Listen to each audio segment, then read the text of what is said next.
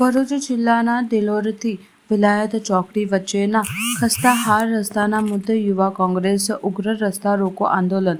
અનેકવાર રજૂઆત છતાં માર્ગ અને મકાન વિભાગ દ્વારા કોઈ પગલાં લેવામાં ન આવતા યુવા કોંગ્રેસ સમિતિના આગેવાન અને સ્થાનિક ગ્રામજનો દ્વારા આંદોલન યોજાયું હતું. ખખડજ અને ખાડાઓ ભરેલા રસ્તાના કારણે દિવસે ને દિવસે જનતાને તકલીફ પડી રહી છે. લોકોને ન્યાય મળે તે હેતુથી દિલોરથી વિલાયત ચોકડી નજીક યુવા કાઉન્સિલર, કોંગ્રેસના કાર્યકર્તાઓ અને આગેવાનો રસ્તા પર ઉતરી ગયા હતા અને વ્યાપક ટ્રાફિક જામ કર્યો હતો. આ દરમિયાન પોલીસ આંદોલનકારીઓને અટકાવવાનો પ્રયાસ કર્યો ત્યારે થોડી ઝપાઝપી પણ સર્જાઈ હતી. અંતે આગેવાનો સહિત કેટલાક કાર્યકરોને પોલીસે ઝડપી રાખી પોલીસ વેનમાં બેસાડી અટકાયત કરી હતી. આંદોલનમાં હાજર પૂર્વ લોકસભા યુવા ઉમેદવાર શેખરખાન પઠાણે કડક ચેતવણી આપતા જણાવ્યું હતું કે અઠવાડિયા પહેલા કાર્યપાલ ઇજનેરને તાળાબંધીની ચીમકી આપી હતી છતાં રોડની મરમ્મત ચાલુ કરવામાં ન આવી હતી.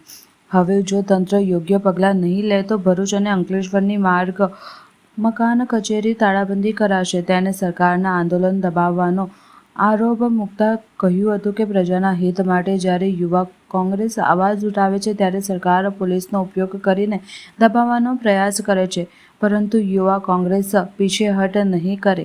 ભ્રષ્ટાચાર અને કૌભાંડ સામે લડત ચાલુ રહેશે. આંદોલનના કારણે બંને બાજુ ટ્રાફિક લગભગ અડધા કલાક સુધી ઠપ પડ્યો હતો. બાદમાં પોલીસે સ્થિતિ નિયંત્રિત કરી ટ્રાફિક નિયમિત કર્યો.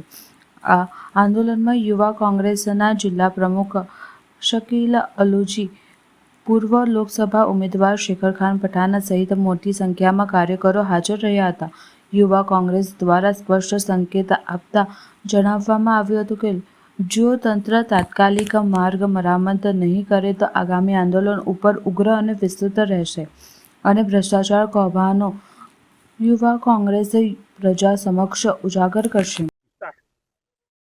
મારું નામ શેરખાન પઠાણ, પૂર્વ લોકસભાના ઉમેદવાર.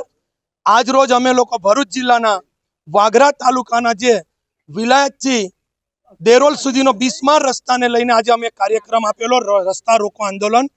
અગાઉ 8 દિવસ પહેલે કાર્યપાલક ઇજનેરશ્રીની તાળાબંધી કરવા માટે અમે ભરૂચ ગયા હતા. ત્યારે કાર્યપાલક ઇજનેરને અમને બાંહેધરી આપેલી કે દિન 7ની અંદર વિલાયત દેરોલ રસ્તો હોય, વાલિયા અંકલેશ્વર નેત્રંગ હોય કે આમોદ જંબુસર રસ્તાના તમામ રસ્તાઓની મરામત કરવામાં આવશે. 7 દિવસ પૂર્ણ થયા, 8મોના જે 9મો દિવસ છે. આ તંત્ર દ્વારા કોઈ પણ કાર્યવાહી કરવામાં ન આવી. મજબૂરન આજે અમારા લોકો રસ્તા પર આવવું પડ્યું.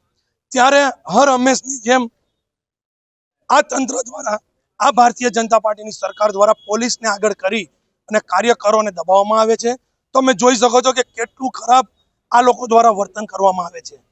તાત્કાલિક આ રસ્તાની મરામત કરવામાં નહીં આવે, બાકીના જે રસ્તાઓ અમે કીધા હતા તેની મરામત કરવામાં નહીં આવે તો ટૂંક સમયની અંદર કાર્યપાલક ઇજનેર ભરૂચની કચેરીને તાળાબંધી કરવામાં આવશે.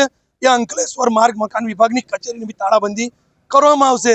મીડિયાના માધ્યમથી ફરી એક વખત કરોડો રૂપિયાનો ભ્રષ્ટાચાર ઉજાગર કરવા માટે અમે લોકો આવી રહ્યા છીએ.